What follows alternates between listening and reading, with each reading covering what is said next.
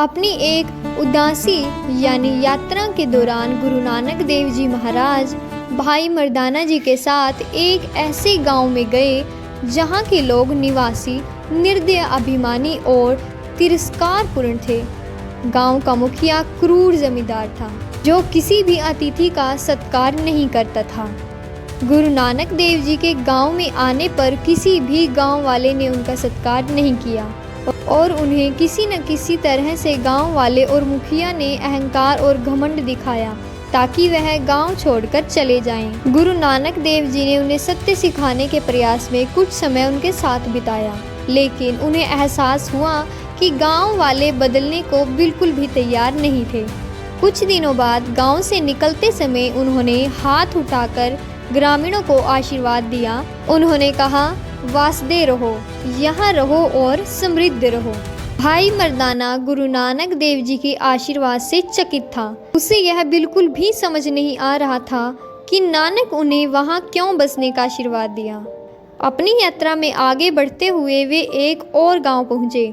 यहाँ के निवासी सरल, प्रेममय, दयालु और विनम्र स्वभाव के थे। प्रतिदिन गांव वाले एकत्रित होकर गुरु नानक जी के ज्ञानवर्धक उपदेश सुनते थे। कुछ दिनों बाद विदा होते समय गुरु नानक देव जी ने गांव वालों को आशीर्वाद देने के लिए हाथ उठाया और कहा, उजड़ जाओ। गुरु नानक जी का आशीर्वाद सुनकर मर्दाना पूरी तरह से स्तब्ध रह गया। अपनी जिज्ञासा को नियंत्रित न कर पाने के कारण उसने पूछा, हे नानक, आपने हमारे साथ गलत व्यवहार करने वालों को बसने का आशीर्वाद दिया है और इन लोगों को जो हमारे प्रति इतने अच्छे रह रहे हैं आपने उजड़ने का आशीर्वाद दिया है, ऐसा क्यों?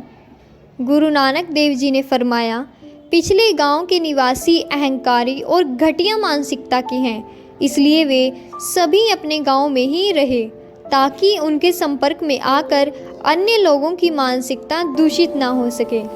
इसके विपरीत इस गांव के लोग अच्छे और संस्कारी हैं।